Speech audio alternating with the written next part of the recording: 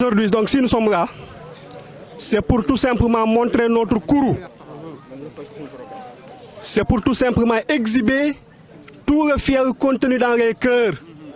C'est pour dénoncer véhémentement le supplice sempiternel qui taraude les populations donc, de Tcherno-Kandji, en l'occurrence effectivement celle de Ngolomit. Cela fait pratiquement donc 13 ans. Depuis 2008, nous sommes victimes de ces inondations intempestives. 13 ans, nous sommes là à languir dans la souffrance. 13 ans de jérémiade, 13 ans de pleurnicherie, 13 ans effectivement où des familles sont complètement disloquées. On assiste à tout simplement donc une dislocation de la structure familiale. Des familles, des parents se sont séparés de leur progéniture. Donc 13 ans de souffrance, 13 ans de calvaire existentiel. Alors maintenant, cette situation-là, elle est imputable effectivement à l'État du Sénégal, mais aussi à la municipalité. C'est l'État, si nous disons les choses de manière péremptoire, c'est l'État du Sénégal, ainsi que toutes les municipalités qui se sont succédées ici, qui sont responsables effectivement de cette situation.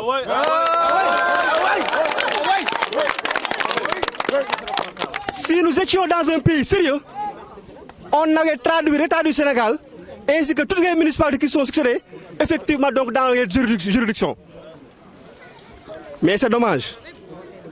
Aujourd'hui, l'État ainsi que la municipalité sont responsables premièrement pour avoir vendu à nos parents ou bien pour les avoir logés dans des zones non édificantes.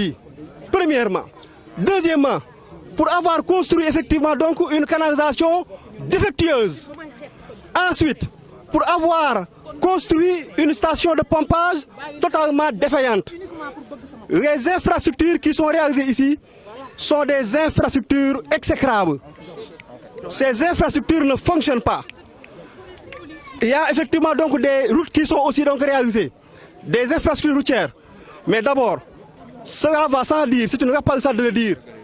Construire une route, mais cela demande quand même, avant de construire une route, avant de construire effectivement donc des infrastructures, mais il faut quand même au préalable assainir. Il faut un assainissement.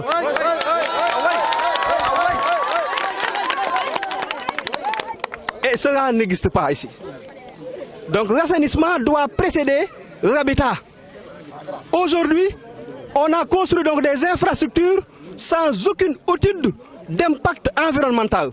Aucune étude d'impact environnemental n'est réalisée ici. Alors maintenant, ce que nous réclamons, c'est une solution structurelle, une solution effectivement donc durable. Au moment où on parle donc de développement durable, nous réclamons et exigeons donc des solutions et des réponses durables, structurelles et non pas conjoncturelles. Nous ne sommes pas des mandugos, nous ne sommes pas sortis pour commander des miettes. Nous ne commandons pas, nous ne voulons pas de riz, nous ne voulons pas d'huile, nous ne voulons pas de sucre.